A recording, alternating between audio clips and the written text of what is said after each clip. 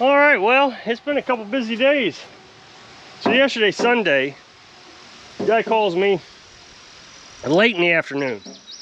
Yeah, you busy? Can you come take a look at my lawnmower?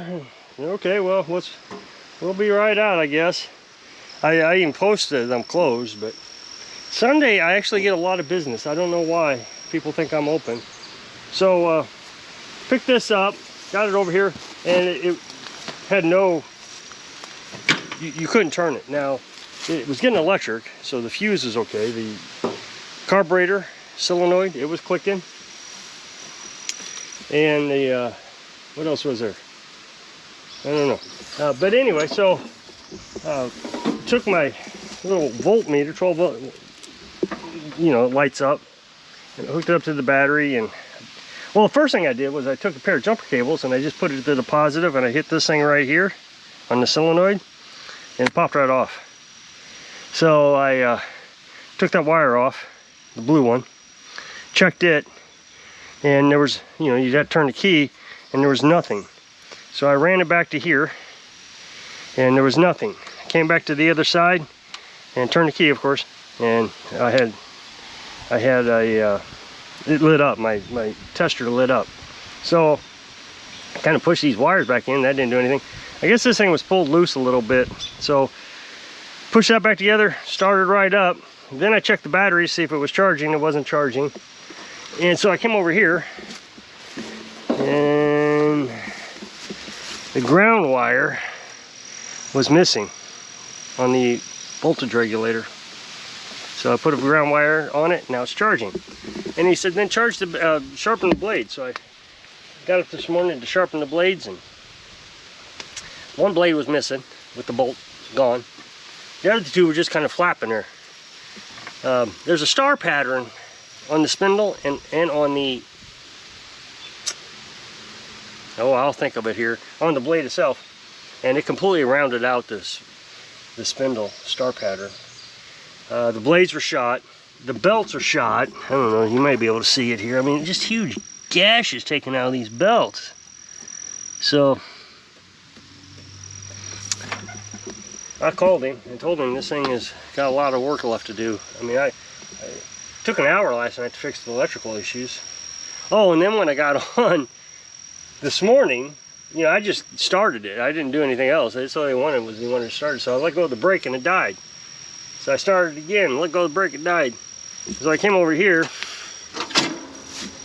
and the seat switch was the same way as that that wire. It was halfway pulled out, so it wasn't engaging. So I guess we'll get parts on that on Wednesday. And then let's see what else. Oh, and then I had a Craftsman this morning, needed a belt. So the belt came in this morning, I got it on, I took it over there, got him in sharpen the blade, got him, got his mower back. And on the same road, just down a little further, was this Cub Cadet. Now you may remember this guy. I worked on it, had to the engine completely removed out of it. Not removed, but tore apart. I had the entire upper half off of it, and I had to JB weld a bolt in place. And so he called me up a while back, said he'd like to get a new belt and some new inner tubes. So I got the belt today. I ordered them. I didn't pick the mower up, so we went on down there after we dropped off the Craftsman, picked up this, brought it back. The belt took all, you know, 5-10 minutes, no big deal. And the tubes, you know, I'm getting really fast at putting tubes in. But the beads were just super stuck. I couldn't get them off. So what I ended up doing was I took two jacks, a bottle jack and a scissor jack. You can see the outline here. I laid the tire here, and I jacked it, you know, put the jack on top of the tire, and I jacked up both sides, and it still didn't want to go. I had the truck completely off the ground, and it wouldn't go. So I took the one scissor jack down and I put it over here on the bottle jack side, right on top of the, I had it rigged up kind of goofy, hard to imagine, I would imagine. and jacked it up some more. And I took a little screwdriver and a hammer and I kind of popped it down a little bit, and the truck just dropped. Probably wasn't good for the truck, but it was the only way I could get them off. The tire is only, I think the capacity of the tire, let me check that again, 750 pounds. Does that sound right? That doesn't sound right. Load, range. Yeah, 750 pounds. I would imagine that means it's aired up 750 pounds, but this was, I mean, I had to, you can see the bead didn't reseal. It is so tight that the inner tube didn't reseal it. You're only supposed to air these up to 10 pounds. I had it up to 17 pounds and it still didn't seal that crack completely. So anyway, so I put the bottle jack here and pushed it down with the you know, jacking it up. Had the scissor jack over on this side. Man, it was tough, but it's running good. I don't know what happened when you know, he's got this, you know, huge property. So I park at the, he doesn't have a driveway. You have to drive through his yard, his property, to get to his trailer, his mobile home. And I don't want to take my two-wheel drive truck down that road, that, you know, that path that he's got. So I park at the end where it's still gravel.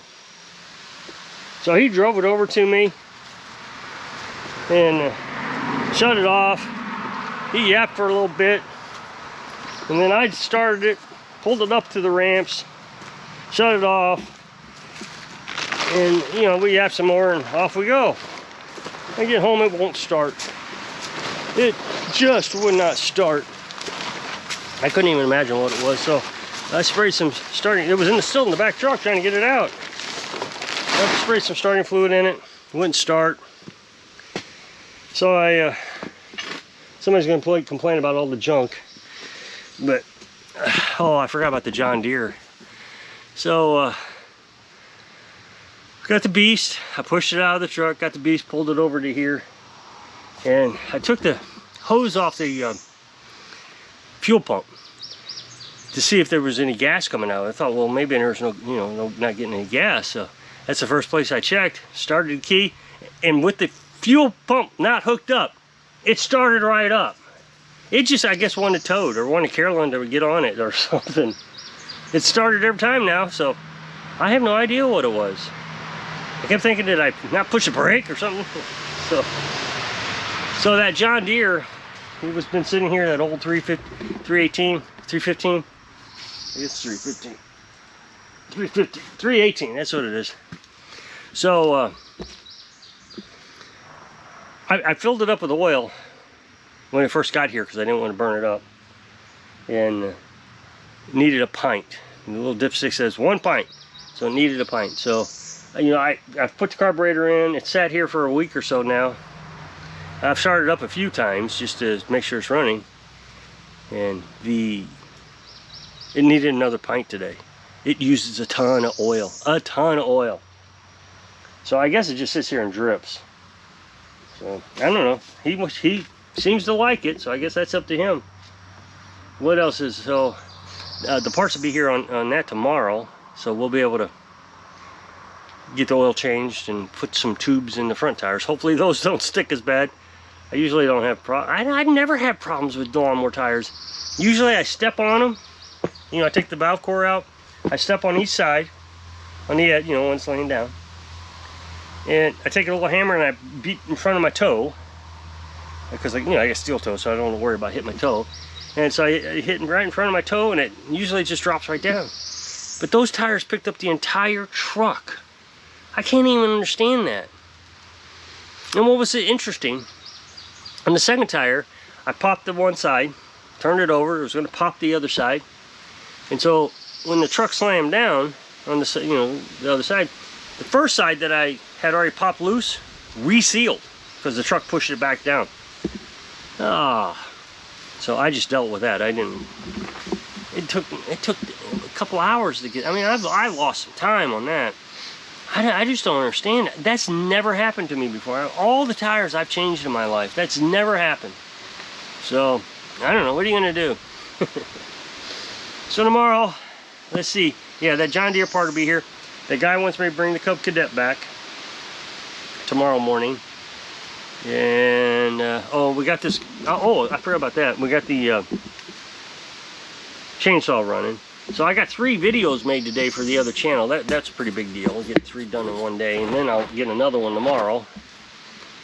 And Wednesday, somebody's supposed to bring a John Deere over here. He wants tires changed and a service. So we're getting a little busy. And I told you, as soon as the rain would stop. As soon as the rain would stop. It rained last night. You know, there was a rain in the forecast for last week. It rained last night real hard. And this morning it has just been busy. People calling. And that's so frustrating because, you know, you got the truck up in the air hanging onto a tire. And somebody will call.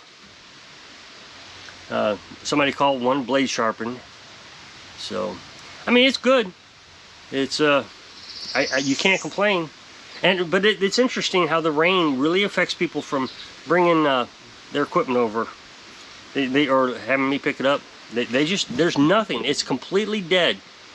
And as soon as there's a chance to cut grass, people are calling. It just seems to me, if it's raining, that's when you want to get your lawnmower fixed, not when it's dry. I don't understand it. I mean, I guess you're not thinking about it, I guess. But I know I would call someone when it's raining. Hey, can you work my mower before it starts to sun up? So, and everybody, all the mowing professionals around here, they all came out today. My yard is just a river or lake, so I don't know how they're cutting, but I can't cut. It'll have to wait a while. It's got to dry out. So I think I'm going to cut it close, cut it a little short today. So if you'll click this up next box, it'll take you a video over my other channel. So if I can inspire you to get busy, signal your dreams. Thanks for watching.